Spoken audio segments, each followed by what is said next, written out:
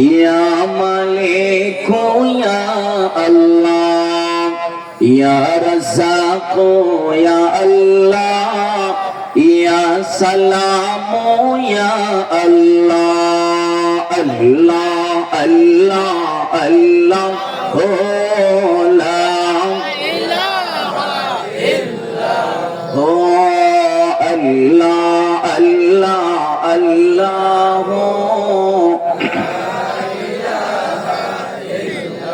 हो अल्लाह अल्लाह अल्लाह हो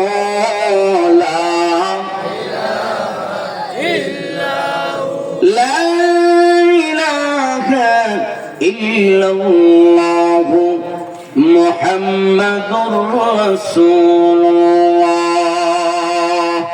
सल्लल्लाहु अलैहि वसल्लम। उपस्थित সিলেট জেলার অন্তর্গত পেঞ্চুগঞ্জ থানাধীন বাগমারা পশ্চিম পাড়া নতুন মসজিদ ও এলাকাবাসীর উদ্যোগে আজকের এই চতুর্থ বার্ষিক ওয়াজ মাহফিলের সম্মানিত সভাপতি, বাগমারা পশ্চিম পাড়া নতুন মসজিদের সম্মানিত সভাপতি শ্রদ্ধাভাজন জনাব মোহাম্মদ মুখজিল আলী সাহেব, অন্যান্য উলামায়ে কেরামগণ তাকরীর করেছেন। বিশেষ করে এই কমিটিতে যারা আছেন, মসজিদ কমিটিতে, তাদের সকলের সহযোগিতায়, বিশেষ করে যার অক্লান্ত পরিশ্রমের কারণে, যিনি আমাকে দাওয়াত করার পর থেকে আজ পর্যন্ত শুধু ওনার মোবাইল বিল হিসাব করলে আমার মতে 500 টাকার বেশি হবে। উনি টাকার চিন্তা করে না, উনি শুধু মানুষকে সহযোগিতা এবং প্রেম বিতরণ করতে বিশ্বাসী। সুবহানাল্লাহ বলেন।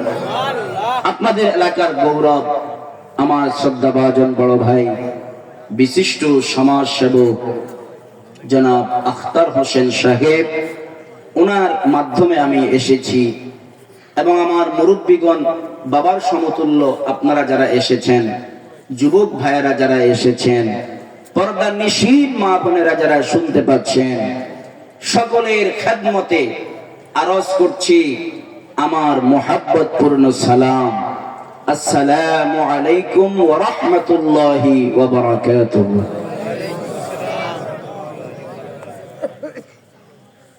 আপনাদের এই সিলেটে কি বলে, ওই যে মুড়ি ফোতায় যায়, যে কি বলেন আপনারা? মুড়ি যখন প্যাকেট থেকে খোলা হয়, বাতাস লাগলে মুড়ি কি হয়ে যায়? ফোতা হয়ে যায়। তো আপনারা কি ফোতা হয়ে গেছেন নি? ড্যাম হয়ে গেছেন নি আপনারা? আপনারা সামনের বা আইতে পারবেন নি? একটু সামনে আইতে পারবেন নি আপনারা? একটু জিকির করার বা জিকির করতে করতে সামনে আউকা আল্লাহ আল্লাহ আল্লাহ আল্লাহ। যারা নিচেদি সুপার গুলো মারা আছে তারা আইতে হইতো না, আর যারা নিচেদি সুপার গুলো নাই তারা আইও। আল্লাহ আল্লাহ আল্লাহ আল্লাহ আল্লাহ আল্লাহ লা ইলাহা ইল্লাল্লাহ মুহাম্মাদুর রাসূলুল্লাহ সাল্লাল্লাহু আলাইহি ওয়াসাল্লাম। আমাকে একটি বিষয় দেওয়া হয়েছে।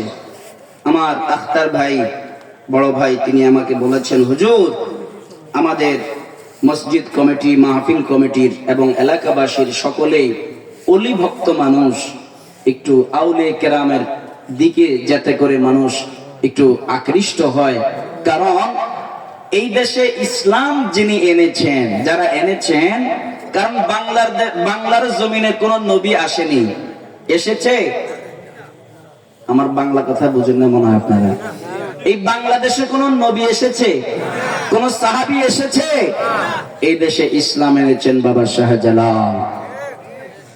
আবার আমরা বাবা শাহজালাল বললে অনেকের অ্যালার্জি হয়, বলে ওনারা পীরকে বেশি বেশি বাবা কেন বলে। আমি বলি, ভাই রে, তুমি তো হযরত বেকুব শাহ মাদ্দাজিল্লুহুল আলী, তুমি তো জানো না আমরা পীরকে বাবা বললে তোমার জলে, তুমি 10 টাকার জন্য রিক্সাওয়ালাকেও বাবা ডাকো, 3 দিন বাদে হয় ঠিক, নগদে হইতে নেয়নি, ঠিক কিনা বলেন না? রিক্সাওয়ালাকে 10 টাকার জন্য বলে বাবা আমারে মাফ করে দিও, আমার কাছে আর টাকা নাই, মাফ করে দাও কাবাজি, বান্তি নাই 500 টাকার নোট, ঠিক কিনা বলেন?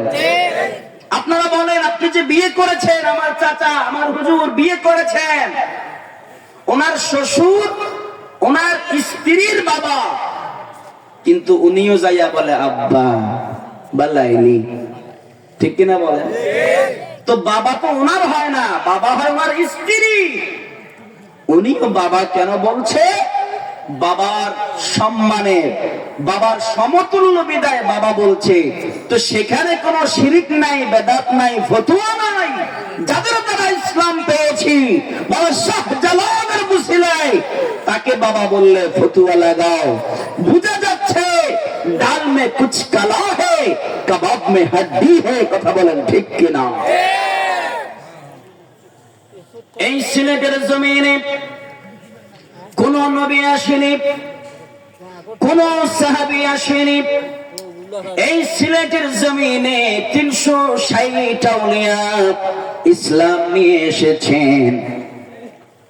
এই যে আপনাদের সিলেটের জমিনে আল্লাহর ওলি শাহজালাল এসেছেন, উনি নিজের থেকে আসেননি, খোদার কসম বাবা শাহজালাল ইয়ামান থেকে বাংলাদেশে এসেছেন আমার দয়াল নবীজির আদেশে।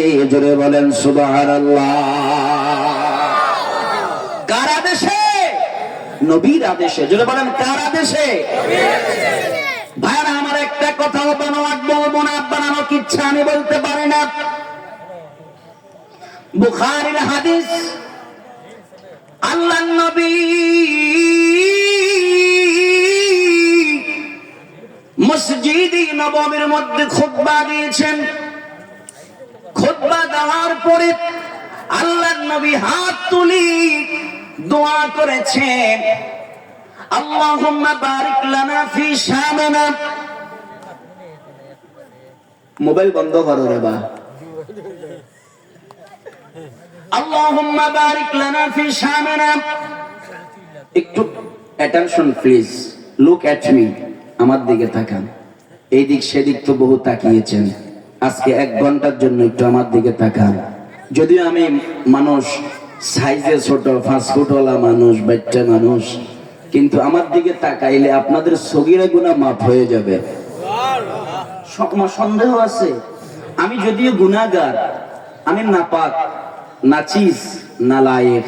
একদিকে আমি আপনাদের মেহমান, আর একদিকে আমার সার্টিফিকেট আমার নবী দিয়েছেন যে আল উলামা ওয়ারাসাতুল আম্বিয়া, প্রত্যেক উলামায়ে কেরাম হচ্ছেন নবীর ওয়ারিস। যদি বলেন সুবহানাল্লাহ।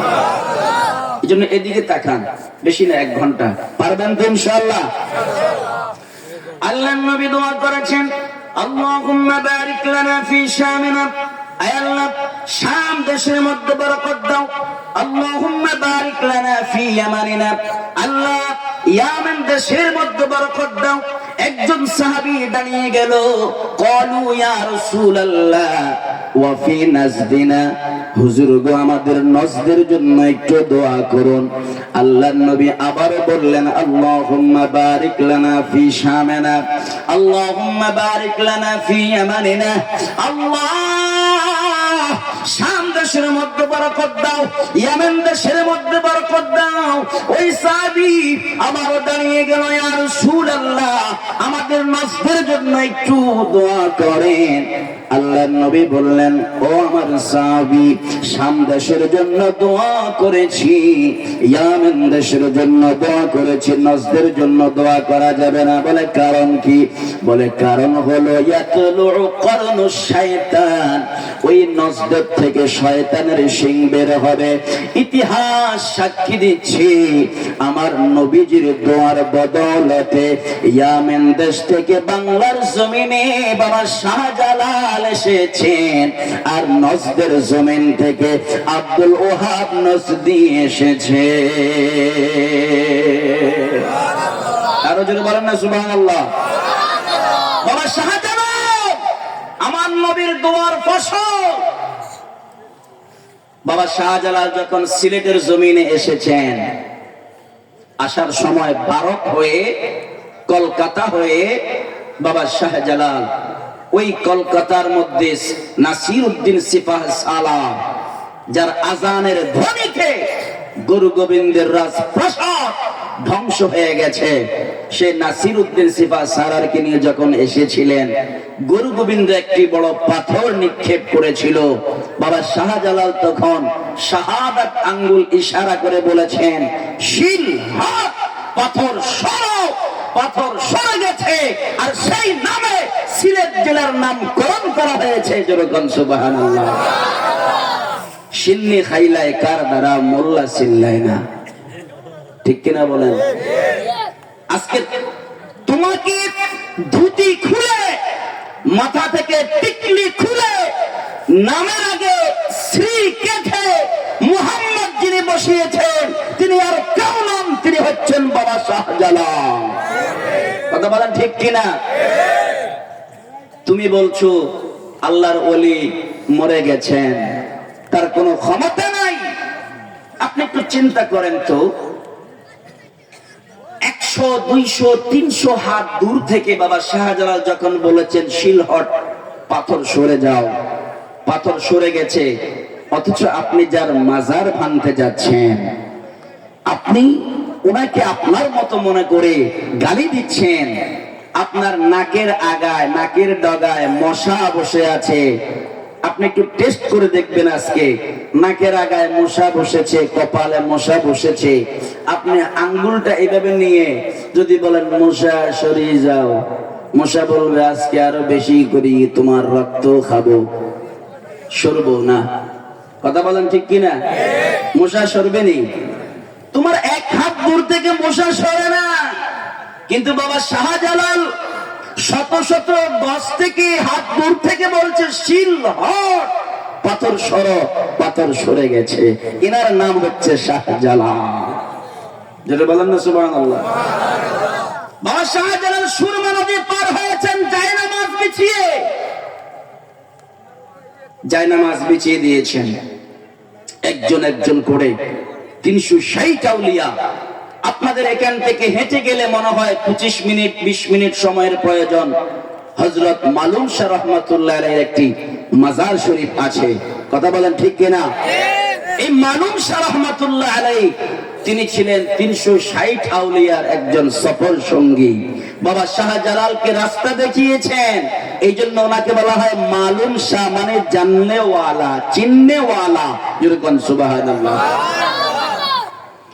আপনি যদি বলেন বাবা শাহজালাল আমার মতো মানুষ, আমি আপনাকে বলবো আগামীকাল ফজরের নামাজের পরে সুরমা নদীর পাড়ে যাবেন, একটা জায়নামাজ কাঁধে করে নিয়ে যাবেন, জায়নামাজটা সুরমা নদীর পাড়ে বিছিয়ে দিবেন, আর বলবেন জায়নামাজ রে আমাকে তুমি একটু সুরমা নদী পার করে দাও।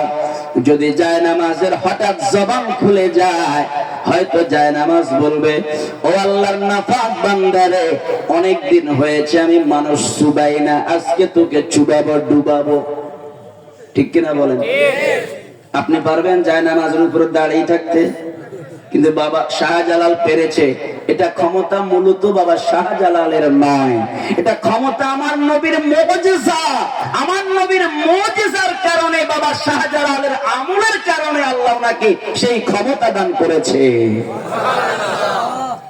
আল্লাহর পক্ষ থেকে যদি কোনো আশ্চর্য ঘটনা ঘটে, এটার নাম হলো কুদরত। নবীদের পক্ষ থেকে যদি হয়, এটার নাম হলো মুজিজা। ওলিদের পক্ষ থেকে যদি হয়, এটার নাম কারামাত। আর যদি কোন জাদুকরের পক্ষ থেকে প্রকাশ হয়ে যায়, এটার নাম আরবিতে বলা হয় ইস্তেদরাজ, ইংরেজিতে বলা হয় ব্ল্যাক ম্যাজিক, অর্থাৎ কালো জাদু। আমার ভাইরা, পানির উপর দিয়ে হাঁটতে পারলে তাকে ওলি বলে না। পানির উপর দিয়ে হাঁটলে যদি ওলি হয়, তাহলে ব্যাঙের চাইতে বড় ওলি আর কেউ নাই। কথা বলেন ঠিক কিনা? এরকম কলকাতার মধ্যে এক হিন্দু যোগী সে ব্ল্যাক ম্যাজিকের মাধ্যমে পানির উপর দিয়ে হাঁটতো। তো কারামত আলী জৈনপুরীর কানে কথাটা গিয়েছে যে এই যোগী হাজার হাজার মানুষকে বেঈমান বানাচ্ছে, সে ব্ল্যাক ম্যাজিক দিয়ে, কালো জাদু দিয়ে মানুষকে ভেলকিবাজির মাধ্যমে মুসলিম ইসলাম ধর্ম থেকে খারিজ করে হিন্দু ধর্মে ট্রান্সফার করছে। শাহ কারামত আলী জৈনপুরী যখন এই কথা শুনলেন, শোনার পরে ওই যোগীর কাছে আসলাম। ওই যোগী নদীর পাড়ে বসে আছে। যোগীটা যখন দেখলো কারামত আলী জৈনপুরে এসেছে, ওই যোগীটা বসা থেকে দাঁড়িয়ে গিয়েছে। দাঁড়িয়ে শাহ কারামত আলী জৈনপুরীকে সালাম দিতে লাগলো। সালাম দেওয়ার পরে বলে, হুজুর আপনি কেন এসেছেন? হাজার হাজার মানুষ আসে আমার জাদু দেখার জন্য। বলে তুমি কি জাদু জানো? বলে আমি পানির উপর দিয়ে হাঁটতে পারি। কারামত আলী জৈনপুরী বলে, ও যোগীর যদি ক্ষমতা থাকে আমার সামনে একটা মিনিট হেঁটে দেখাও। ওই যোগীটা পানির মধ্যে যখন নেমে গেল, কারামত আলী জৈনপুরী ওনার পিছনে দাঁড়িয়ে আছে, কিচ্ছু বলতে হয়নি। কারামত আলী জৈনপুরী শুধু চক্ষু বড় করে তাকিয়েছে। ওই যোগীটা পানির নিচে হাঁটু পর্যন্ত ডুবে গেছে। আবার চক্ষু বড় করে তাকালেন, কোমর পর্যন্ত ডুবে গেল। পিছন দিক থেকে যোগী ডাক দেয়া বলে, হুজুর ও কারামত আলী জৈনপুরী আপনি কি করেছেন? আপনি কোন দোয়া পড়েছেন? আমি তো পানির নিচে ডুবে যাচ্ছি। হুজুর আমি তওবা করছি, আজকে থেকে আর আমি কালো জাদু দেখাবো না। আমাকে কালমা পড়ায়া মুসলমান বানায়া দেন। লা ইলাহা ইল্লাল্লাহু মুহাম্মাদুর রাসূলুল্লাহ সাল্লাল্লাহু। এটা আল্লাহর ক্ষমতা। বলেন কার ক্ষমতা? ওয়ালা ইয়াজালু আবদি ইলাইয়া বিন নওয়াফিল ইয়াতাকাররাবু ইলাইয়া বিন নওয়াফিল হাত্তা উহিব্বাহু ফাইদা আহবাবতুহু সামাউহু আল্লাযী ইয়াসমাউ বিহি। আমার আল্লাহ হাদিসে কুদসির মধ্যে বলেছেন, যারা আল্লাহর ওয়ালি হয়, আল্লাহর গাউস হয়, কুতুব হয়, পীর হয়, বুজুর্গ হয়, তারা ফরজ ইবাদতের পাশাপাশি যখন বেশি বেশি করে নেক আমল করে, ওই নেক আমল করার মাধ্যমে আল্লাহ রাব্বুল আলামিন তাকে ভালোবেসে ফেলে। ফাইজা আহবাবতুহু কুনতু সামাউহু আল্লাযী ইয়াসমাউ বিহি। যখন আল্লাহর ওই ওলি নফল নামাজ ইবাদত, নফল ইবাদত করে, আমার আল্লাহ বলে আমি ওই ওলির কান হয়ে যাই, যে কান দিয়ে সে শুনে, আমি তার চোখ হয়ে যাই, যে চক্ষু দ্বারা সে দেখে, আমি আল্লাহ তার পা হয়ে যাই, যে পাও দিয়ে সে দুনিয়ার জমিনে চলে। যেরকম সুবহানাল্লাহ। ওয়ালা ইনসালানি লাআতিয়ান্নাহু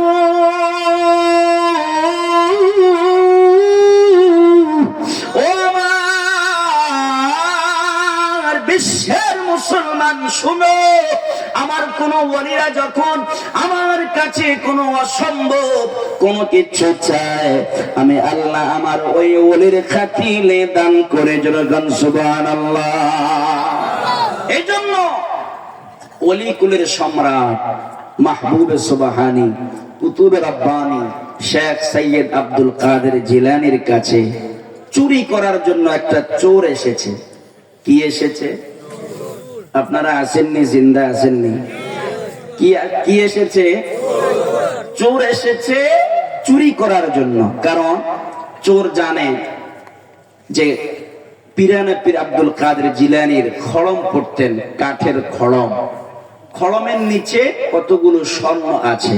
সুবহানাল্লাহ বলেন, আরো জোরে বলেন না। আপনারা কি আমার সাথে গোসা হয়েছেন? তো সুবহানাল্লাহর ভলিউম এত কম কেন? হাই স্পিড দিয়ে, 4 গিয়ার দিয়ে বলেন সুবহানাল্লাহ। চোর আসছে কি করার জন্য?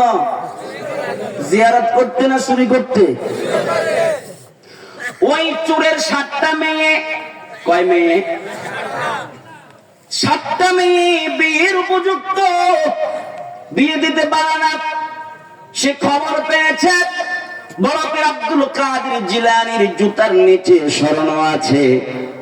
আমার বড় পীর আব্দুল কাদের জিলানী ঘরের দরজায় বসে বসে আল্লাহর জিকির করছে, সুবহানাল্লাহ ওয়ালহামদুলিল্লাহ লা ইলাহা ইল্লাল্লাহ, সুবহানাল্লাহ ওয়ালহামদুলিল্লাহ লা ইলাহা ইল্লাল্লাহ, লা ইলাহা ইল্লাল্লাহ, লা ইলাহা ইল্লাল্লাহ, লা ইলাহা ইল্লাল্লাহ। বাপের আব্দুল কাদের জিলানী বসে বসে তাসবিহ পড়ে।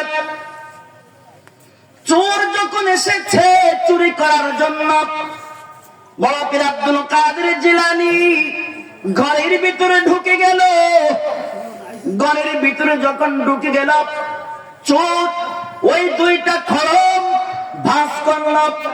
ভাঁজ করে বগলের নিচে নিয়ে যখন গেট পার হয়ে বাড়ি থেকে যখন বের হয়ে যাবে, কিতাবের নাম হলো সিররুল আসরার ওয়া মাজহারুল আনওয়ার, কিতাবের নাম হলো গুনিয়াতুত তালিবিন।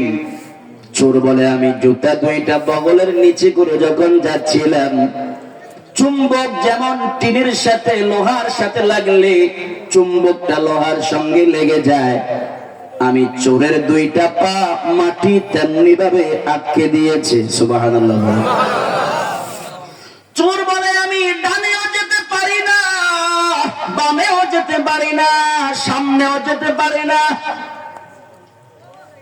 যদি আমি যেতে চাই শুধু পিছনের দিকে যেতে পারি। চোর আস্তে আস্তে করে পিছনের দিকে গেল। চোর গিয়ে দেখতেছে আমার বাপের আব্দুল কাদের জিলানী আবার বসে বসে বসে বসে তাসবিহ পড়ছেন। সুবহানাল্লাহ। আর মুস্কি মুস্কি হাসতেছেন। পীরানা পীর বলে, চোর রে তুমি কেন এসেছো আমি ভালো করে জানি। চোর চোখের পানি ছেড়ে দিয়ে বলে, হুজুর গো আমি জানি আমার 7টা মেয়ে আছে, বিয়ে দিতে পারে না। হুজুর আপনার জুতার নিচে স্বর্ণ আছে, স্বর্ণগুলো চুরি করে স্বর্ণগুলো বিক্রি করে আমি আমার 7টা মেয়ে বিয়ে দেব। এবার আব্দুল কাদের জিলানী বলে, ও আমার ভক্ত, ও চোর, ইয়া সারিক, তুমি তো চোর, কিন্তু আমি দেখতে পাচ্ছি আমার বেলায়েতি পাওয়ার দিয়া অল্প কিছুক্ষণের মধ্যে আল্লাহ রাব্বুল আলামিন তোমাকে ওলি বানায়া দিবে। চোর চোখের পানি ছেড়ে দিয়ে কাঁদে, হুজুর আসলাম চুরি করার জন্য, আপনি বলছেন আমাকে আল্লাহ ওলি বানিয়ে দিবে, ঘটনাটা আমি বুঝতে পারলাম না। এবার আব্দুল কাদের জিলানী বলে, চোর রে ওই যে একটা পাথরের স্তূপ দেখা যায়, কতগুলো পাথর দেখা যায়, কিছু পাথর তুমি নিয়ে আসো। দেখেন চোরের ভাগ্য আল্লাহর ওলি কিভাবে খুলে দিল। চোর বলে, আমি কিছু পাথর নিয়ে আসলাম লুঙ্গির মধ্যে করে বা রুমালের মধ্যে করে। ওই পাথরগুলো এনে পীরানা পীর আব্দুল কাদের জিলানীর সামনে যখন আমি রাখলাম, আমি দেখতে পেলাম দুনিয়ার মানুষ। আব্দুল কাদের জিলানী আমাকে একটু আড়াল করে বসলেন, পিঠ দিয়ে বসলেন। ওই পাথরের উপরে আব্দুল কাদের জিলানী প্রস্রাব করলেন। প্রস্রাব করে হুজুর আবার ওযু করে আসলেন। আমাকে বলে, চোর রে তুমি চক্ষু খুলো। চোর বলে, আমি চক্ষু খুলে কি করব? হুজুর কি করেছে আমি দেখেছি। হুজুর আমাকে যখন বলেছে চক্ষু বন্ধ করো, আমি চক্ষু বন্ধ করেছি, আবার করে নাই, ঝিমঝিম করে আমি দেখে আছি হুজুর কি করে। আমি দেখতে পাচ্ছি হুজুর ওই পাথরের উপরে প্রস্রাব করলো। প্রস্রাব করার সঙ্গে সঙ্গে আল্লাহর কুদরতে, গাউসে পাকের কারামতে ওই পাথরগুলো স্বর্ণ হয়ে গেল। যেরকম আর আরো জোরে বলেন। চোরাইয়া বেটায় বলে স্বর্ণ কেমনে বানায় আমি শিখছি, স্বর্ণ কেমনে বানায় আমি। আব্দুল কাদের জিলানী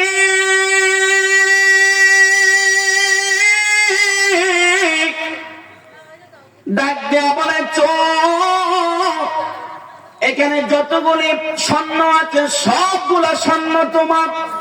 পাথর কি হয়েছে? সবগুলো স্বর্ণ তোমার।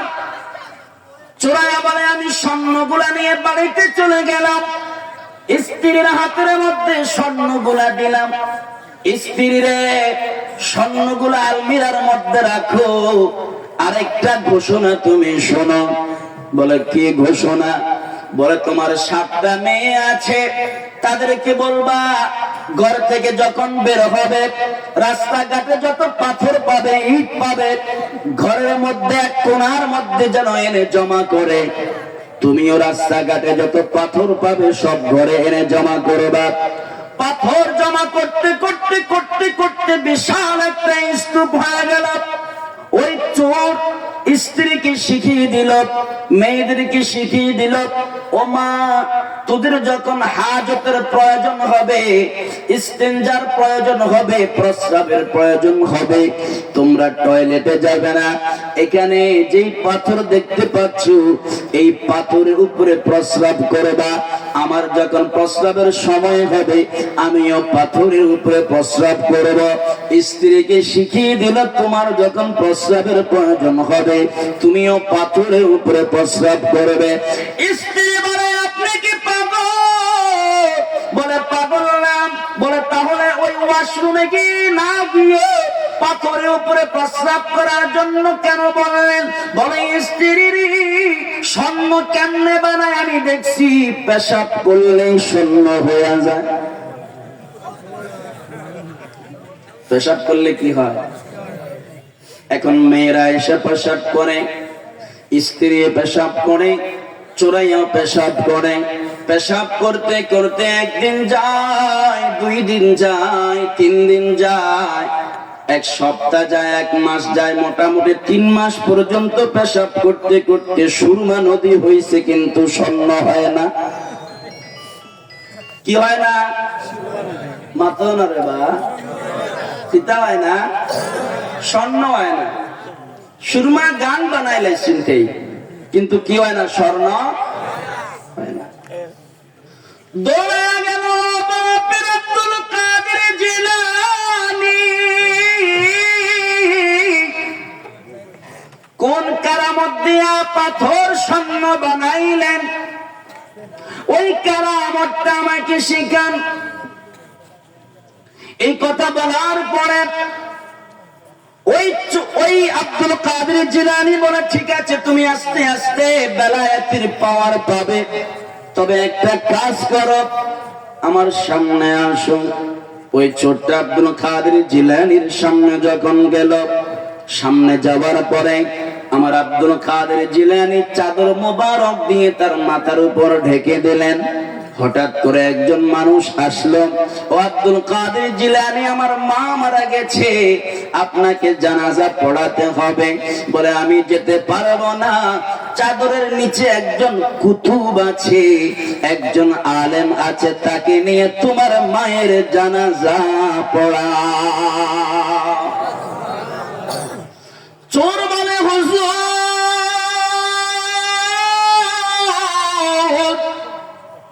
মাদ্রাসার বারান্দায়ও যাই নাই, আলিফ বা তাও পড়ি নাই, সূরা ফাতিহাও পারি না, সূরা ইখলাসও পারি না, জানাজা কেমনে পড়াবো? আমার আব্দুল কাদের জিলানী বলে এইদিকে আসো। চোরটা সামনে গেল, যাওয়ার পরে বলে তুমি হা করো। ওই চোর হা করলো। আমার আব্দুল কাদের জিলানী জবান মুবারক থেকে থুথু মুবারক যখন দিয়েছে, চোরকে বলে, চোর রে তুমি আমার থুথুটা গিলো। ওই চোরটা বড় পীর আব্দুল কাদের জিলানীর ওই থুথু মুবারকটা যখন গিলল, চোর বলে, খোদা কি কসম, ওই 7 আসমানের উপরে কি আছে, 7 জমিনের নিচে কি আছে, আমি আব্দুল কাদের জিলানীর কদমে বসে সব কিছু দেখতে পারি। আল্লাহু আকবার, নারায়ে তাকবীর, নারায়ে রিসালাত, নারায়ে বালাগত। ভাইরা আমার, গভীর মনোযোগ, আমি দীর্ঘক্ষণ আলোচনা করব না। ওলি কিভাবে হয়? ওলি গাছে ধরে না, ওলি বাজারে পাওয়া যায় না। বড় পীর আব্দুল কাদের জিলানী এত বড় ওলি হয়েছেন, বয়স মাত্র 7 বছর। মাকে গিয়ে বলে, মা আমাকে দুধের দাবি মুক্ত করে দেন। সুবহানাল্লাহ বলেন, আরো জোরে বলেন না। মা উম্মুল খায়র ফাতেমা বলে, আব্দুল কাদের এমন কি উপকার আমার করেছো, তোমার দুধের দাবি মুক্ত করে দিবা? বলে, মা মনে কি পড়ে না, আমি যখন আপনার গর্ভের মধ্যে ছিলাম, আমার নানা জানের আঙ্গুর বাগানে আপনি গিয়েছেন ঘোরার জন্য। হঠাৎ খিদা লেগেছে, ক্ষুধা লেগেছে, একটা আঙ্গুরের থোকনার মধ্যে আপনি হাত বাড়িয়েছেন আঙ্গুর নেওয়ার জন্য। হঠাৎ করে একটা সুতানালী সর্প এসে আপনাকে দংশন করবে, কামড় দিবে, ছোবল দিবে। এমন সময় আমি আপনার গর্ভের ভিতরে থেকে আপনার কলিজার গোড়া ধরে টান দিয়েছি, আপনি বুকের ব্যথায় মাটিতে পড়ে গিয়েছেন। আল্লাহ পাক আপনাকে ওই সর্পের হাত থেকে রক্ষা করেছে। বাবা আর কি উপকার করেছো? আমার বড় পীর আব্দুল কাদের জিলানী বলে, মা আপনি যখন হাঁচি মারতেন, যখন হাঁচি দিতেন, আপনি যখন আলহামদুলিল্লাহ বলতেন, আপনি না গায়েবী আওয়াজ থেকে শুনতেন কে যেন ইয়ারহামুকাল্লাহ বলছে। মা আমি আপনার গর্ভ থেকে আপনার হাঁচির জবাব দিতাম। আরো জোরে বলেন না। শুধু তাই নয়, বড় পীর আব্দুল কাদের জিলানীকে আমার আল্লাহ এমন ক্ষমতা দিয়েছে, আমার আল্লাহ এমন ক্ষমতা দিল, পুরানো কোন কবরস্থানের কাছে গিয়ে যদি আব্দুল কাদের জিলানী বলতো, কুম্বি ইজনি, আমার হুকুমে জিন্দা হও, তিনি এই কথাটা বলতে দেরি, আল্লাহর কুদরতে কবর থেকে মুর্দা মানুষ জিন্দা হতে দেরি নাই। এখন আপনাদের মনে আসতে পারে যে হুজুর আপনি তো অনেক বড় একটা শিরিক করেছেন। বলে কি? বলে শিরিক হচ্ছে আল্লাহ ছাড়া তো কেউ মরা মানুষ জিন্দা করতে পারে না। আব্দুল কাদের জিলানী কিভাবে করলো? আচ্ছা আমি যদি আপনাদেরকে কোরআন থেকে দলিল দেই, আপনারা কি বিশ্বাস করবেন? যদি এই কোরআনের একটা অক্ষর, একটা জের জবর কেউ অবিশ্বাস করে, তার কি ঈমান থাকবে? আসুন তার আগে একটা গজল পড়ি। সালাম তোমায় গৌসুল আযম আব্দুল কাদের জিলানী। সুবহানাল্লাহ। আর আমরা তো শুধু আব্দুল কাদের জিলানী ওলি আল্লাহর শান বলছি না। আমার নবীজি বলেছেন, যিকরুল আমবিয়াই মিনাল ইবাদা ওয়া যিকরুস সালিহিনা কাফারা। বুখারীর হাদিস। নবীদের শান বয়ান করলে ইবাদত হয়, ওলিদের শান বয়ান করলে গুনাহ কাফারা আদায় হয়। বড় পীর আব্দুল কাদের জিলানী কিভাবে মরা মানুষ জিন্দা করেছেন সেটা বলার আগে, আল্লাহ ছাড়া যে আরো কেউ মরা মানুষ জিন্দা করতে পারে কোরআন থেকে দলিল দিতে চাই। আপনারা কি শুনতে রাজি আছেন? রাজি আছেন নি? নাকি সিন্নি লইয়া বাড়িতে যাবে গো? আপনারা সিন্নি আসেনি?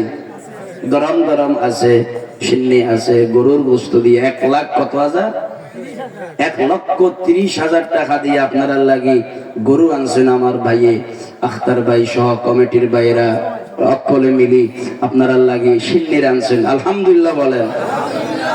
মুনাজাতের পরে গরম গরম আছে না নাই? আপনারা কি আসেননি আর কিছুক্ষণ? কারা কারা যাইবে হাত তোলন। ওই একজন হাত তুলছে, আল্লাহ তোমার হেদায়েত করুক।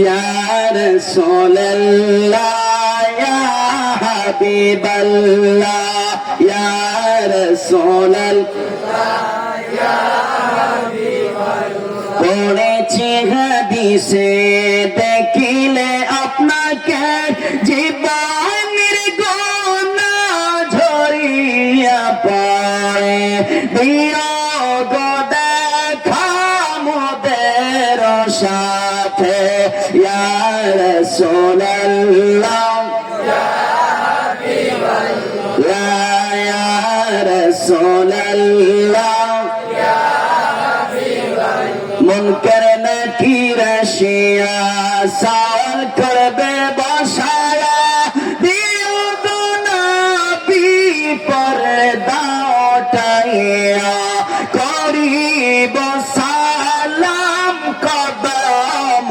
ধরিয়া ইয়া রাসূলুল্লাহ ইয়া হাবিবাল্লাহ ইয়া রাসূলুল্লাহ ইয়া হাবিবাল্লাহ, নবী কবরে আসার ক্ষমতা আছে না নাই? এই ক্ষমতা নবীকে দান করেছেন কে? অনেক ভাইরা ডিজিটাল যুগে এই কথা বিশ্বাস করতে চায় না, আমার নবী কবরে আসতে পারে। ওই লোকটা নবী মদিনা থেকে কবরে আসতে পারে এটা বিশ্বাস করে না, কিন্তু আমেরিকা থেকে সৌদি থেকে বিকাশে টাকা হামাইতে পারে আমার বদ্দা আমার ভাই এটা বিশ্বাস করে। কথা বলেন ঠিক কিনা? আপনার টাকা লাগবে, আপনি আপনার ছেলেকে ফোন করেছেন, বাবা এখন ওই বাগমারা পশ্চিম পাড়া আমরা নতুন মসজিদে তো মেলা হইতো, মাহফিল হইতো, গরু কিনতাম, 10,000 টাকা পাঠাও। আপনি সকালে বলেছেন, বিকাল বেলায় আপনার ছেলে সৌদি আরব থাকি 10,000 টাকা আপনার বিকাশও প্রকাশ করিয়া দিছে। বিকাশও কি করিয়া দিছে? প্রকাশ করিয়া দিছে। আপনারা হোক্কা সৌদি আরব থেকে যে এই 10,000 টাকা আসছে, আসার সময় মাঝখানে আরব সাগর আছে না? আসেনি? মাতনারে বা আসেনি? এই 10,000 টাকার গায়ের মধ্যে এক ফোঁটা পানি লাগছে নি? ওমা, আরব সাগরের উপর দিয়ে আইছে, বাতাসও করি, ঠিক ঠিক কিনা বলেন না? মাঝখানে আরব সাগর আছে। আপনার ছেলে লন্ডন থাকে, আপনি বিদেশ যাবেন, আপনার বাবা বলল, বাবা একটা কাজ করো, তোমার পাসপোর্টটা ইমেল করিয়া পাঠাও। আপনি সিলেট শহরে গিয়ে অথবা ওই যে মোগলা বাজার না, হ্যাঁ, পেঞ্চগঞ্জ গিয়া ইমেইলের মাধ্যমে পাসপোর্ট পাঠাই দিয়েছেন, 5 মিনিটের ভিতরে আপনার পাসপোর্ট বাংলাদেশ থেকে আমেরিকা চলে গেছে, লন্ডন চলে গেছে। কিসের দ্বারা? সায়েন্সের দ্বারা, বিজ্ঞানের দ্বারা। আরে এই বিজ্ঞান হতো না আমার নবী না হলে। কিছুদিন আগে খেলা গেছে না, খেলা খেলা ফুটবল খেলা, ক্রিকেট খেলা, ওই আর্জেন্টিনা ব্রাজিল না ফাজিল কতগুলা খেলা আছে না, ওরা খেলে। নেইমার না টিউমার কি বলে জানি না, টিউমার না, নাম কি? আচ্ছা নেইমার, আমি মনে করছি টিউমার। এই নেইমার ফুটবল খেলতেছে, আপনি আপনার ঘরে বসে 24 ইঞ্চি টেলিভিশনের ভিতরে দেখতে পারতেছেন। যখন গোল করে চিৎকার মারছেন, খেলতেছে কোথায়? আমেরিকার মাঠে, আবুধাবির মাঠে। আপনি পেঞ্চগঞ্জ থাকিয়া চিৎকার মারিয়েছেন, কিতার লাগি গোল হয়ে গেছে। আপনারা বলেন তো, টিউমারে যখন ওই বলের মধ্যে লাঠি মারছে, আপনার 24 ইঞ্চি টেলিভিশনের আয়না কি 1 ইঞ্চি ভাঙছে? এত বড় বল মারছে, গোল হয়ে আপনি চিৎকার দিয়েছেন, আপনার টিভি ভাঙছে না। কিভাবে সম্ভব? সায়েন্সের দ্বারা সম্ভব। কিসের দ্বারা? কক্সবাজার চট্টগ্রাম আইলা উঠলো, বিলকিস উঠলো, নার্গিস উঠলো, মহসিন উঠলো, 13 নম্বর সিগন্যাল।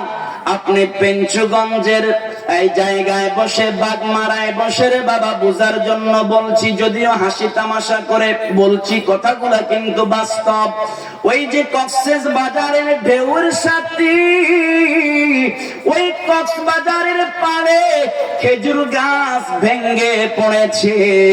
ঢেউয়ের সঙ্গে ভাসতে ভাসতে ভাসতে ভাসতে ওই খেজুর গাছ যায়। অনেক সময় মানুষের লাশ পাওয়া যায়, অনেক সময় গরু ছাগলের লাশ পাওয়া যায়। আপনারা বলেন তো, কক্সেস বাজারের ঢেউয়ের সঙ্গে খেজুর গাছ ভেসে যায়, মানুষের লাশ ভেসে যায়। কত বড় বড় ঢেউ মারে। আপনি আমি এখানে দাঁড়ালে আপনার আমার 20 জন 100 জনের সমান হবে, এত বড় বড় ঢেউ মারে। কথা বলেন ঠিক কিনা?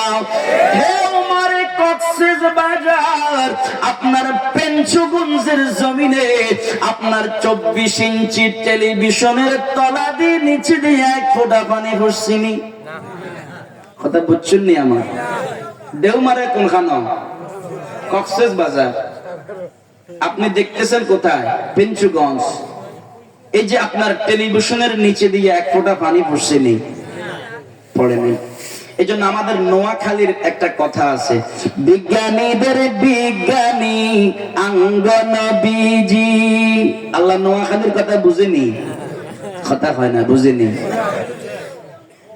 আল্লাহ বুঝে, নবী বুঝে, ফেরেশতারা বুঝলে বুঝবো, না বুঝলে নাই। আপনি যেভাবে বলবেন ফেরেশতারা ওইভাবে লিখবো, ঠিক কিনা বলেন? তো এই জন্য আমরা বলি, কারণ সকল বিজ্ঞানের বিজ্ঞান হচ্ছে আমার নবী। কথা বলেন ঠিক কিনা? বিজ্ঞানীদের বিজ্ঞানী আঙ্গন বিজি, এরকম একজন দয়াল নবী খুঁজে পাইবানি।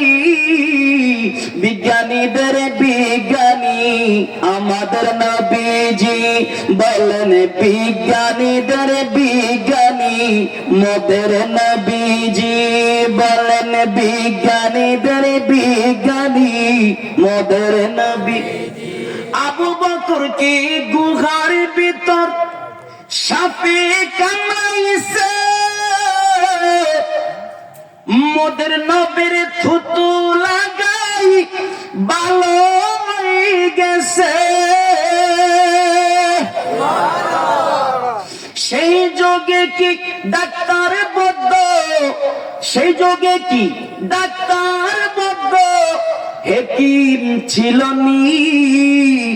বিজ্ঞানীদের বিজ্ঞানী মোদের নবীজি, বলেন বিজ্ঞানীদের বিজ্ঞানী।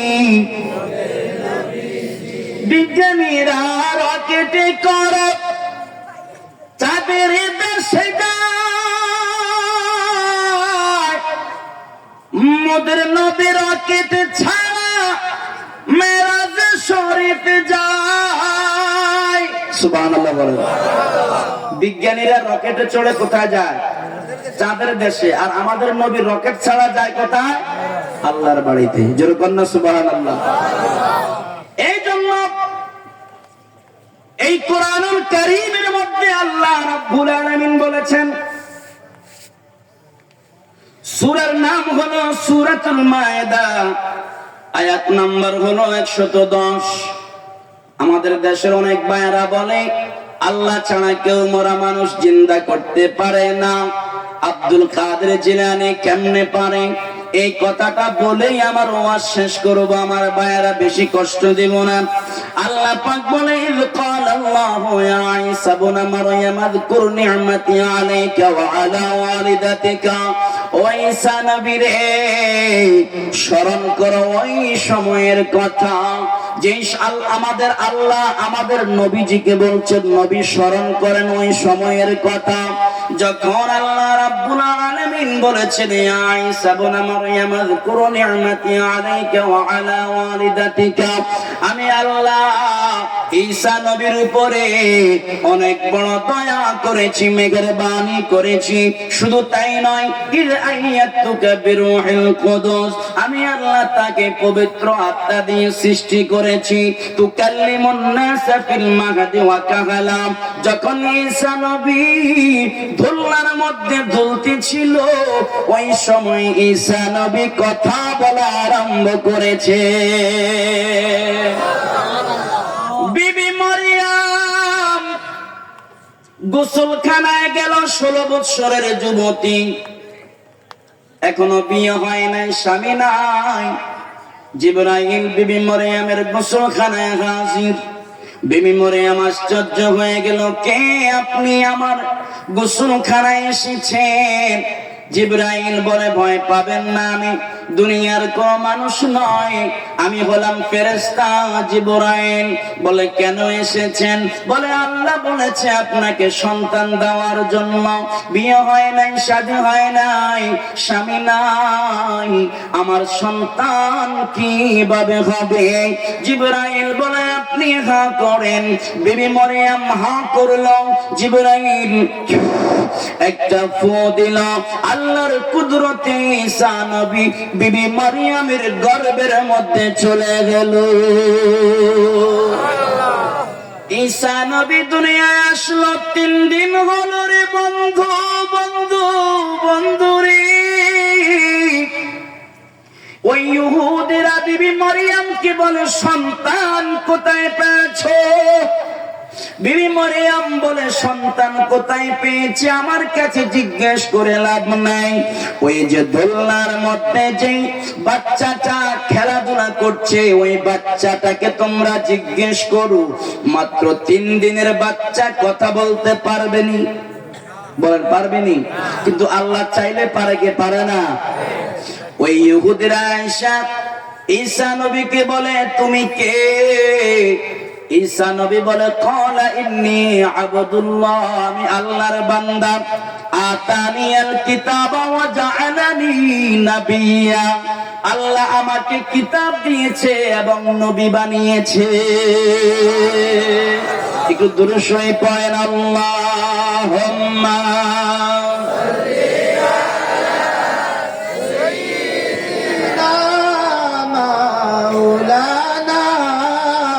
মুহাম্মদ ওয়া আলা আলিহি।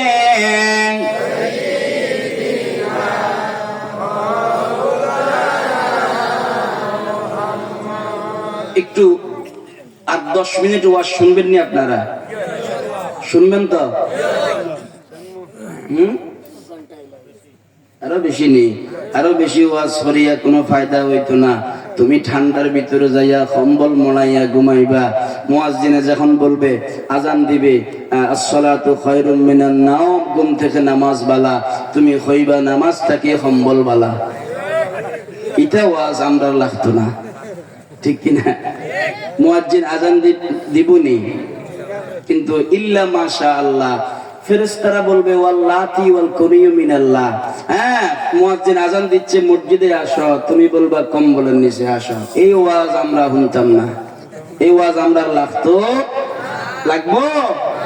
এই ওয়াজ যারা শুনে আমল করে না, এদের কানের ভিতরে ফেরেশতারা গরম সীসা ঢালবে। নাউজুবিল্লাহ বলেন। আমরার খাসিয়ত হয়ে গেছে ছাগলের মতো। কিসের মতো?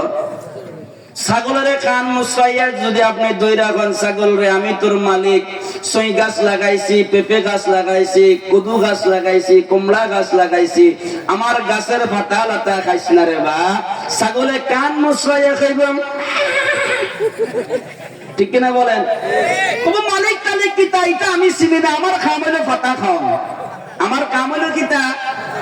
ও মেয়াসা, তোমরা ওয়াজ করো আর জিতা করো করো, আমরার কাম হইছে নামাজের টাইমে ঘুম যাও।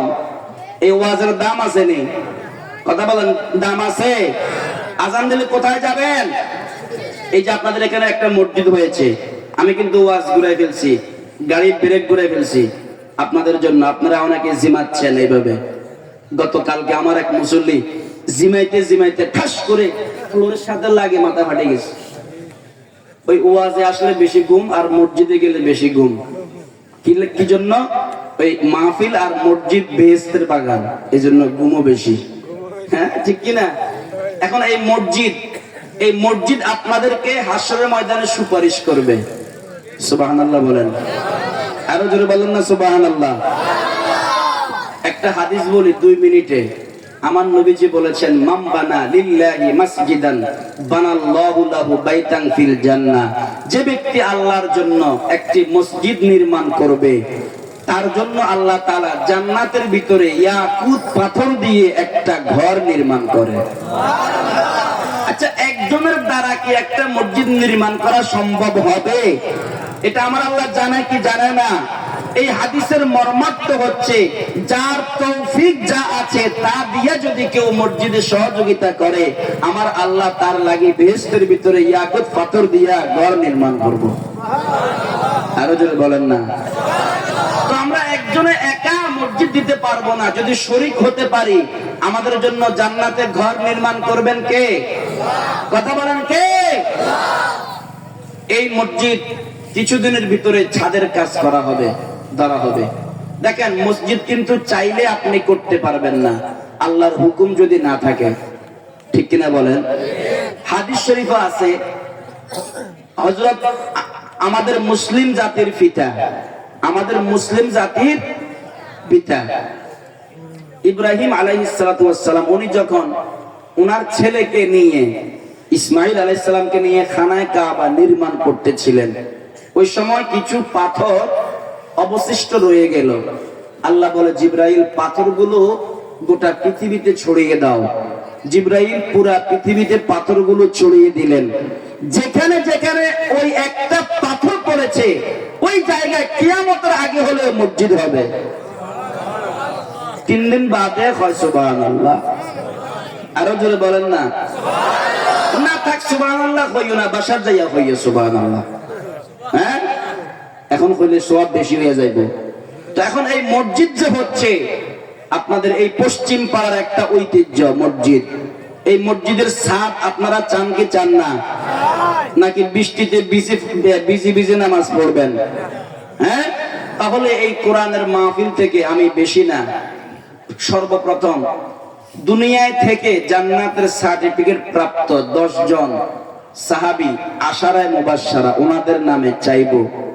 সর্বপ্রথম আল্লাহর কোন বান্দা আছেন যে হুজুর আমার মা বাবা বেঁচে থাকলে হয়তো প্রতি বছর মা বাবার জন্য 1-1.5 লক্ষ 2 লক্ষ টাকা লাগতো, এখন মা বাবার কবর সওয়াব যাইবার লাগি আমি মসজিদের জন্য 10,000 টাকা দিব। কোন সৌভাগ্যবান মায়ের সৌভাগ্যবান সন্তান আছেন? সর্বপ্রথম 1 নম্বরে কে আছেন যে হুজুর আমি মসজিদের জন্য 10,000 টাকা দিব? কেউ আছেন? সর্বপ্রথম দেখি আল্লাহর কোন বান্দা, কোন সৌভাগ্যবান মায়ের সৌভাগ্যবান সন্তান আছেন? হ্যাঁ, যে খোলো, যে আমি দিব 10,000 টাকা। কে আছেন? একটু হাত তোলেন।